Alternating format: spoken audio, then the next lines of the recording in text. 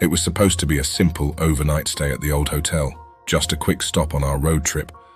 But as I stood before the faded brass-plated door of room 792, I felt an inexplicable sense of foreboding.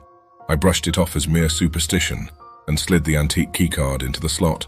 The room was dimly lit, adorned with outdated furniture and heavy velvet curtains that blocked most of the daylight. An eerie chill hung in the air despite it being the middle of summer. My wife, Sarah, and our two young children, Emily and Ben, followed me into the room. They seemed oblivious to the unease I felt. As the day turned to night, the shadows deepened and the room took on a more sinister aura. It was then that strange things began to happen. The faucet in the bathroom turned on by itself, the water flowing ominously into the sink. Emily claimed to have seen a shadowy figure lurking in the closet, but when we checked, there was nothing there. The real horror, however, occurred after the children went to bed. Sarah and I lay in the dimly lit room, the silence broken only by the distant hum of the hotel's ancient air conditioning system. Suddenly, the temperature dropped dramatically, and a chilling breeze swept through the room. I could see my breath, misting in the air. In the eerie silence, we heard the faintest whisper, like a voice carried on the wind. It seemed to beckon from the corner of the room, where an ornate antique mirror stood. Sarah and I exchanged a terrified glance, then cautiously approached the mirror. The reflection that stared back at us was not our own. Instead, it was a ghastly visage of a woman with hollow eyes and matted, disheveled hair. She looked as though she had emerged from a nightmare.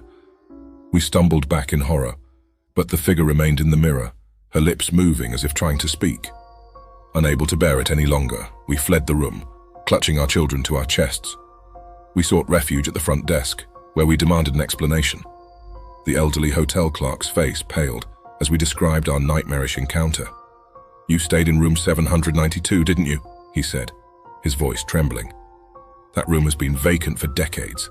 It's said to be cursed."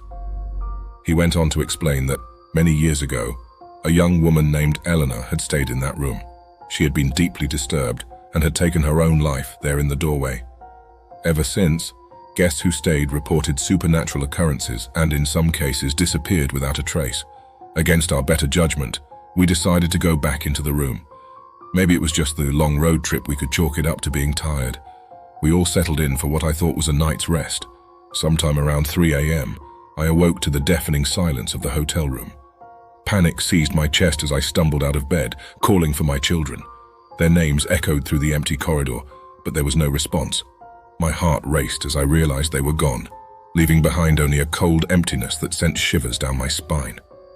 The world outside my window seemed to have shifted into an eerie stillness, and at that moment, the only sound I heard was the relentless pounding of my own heart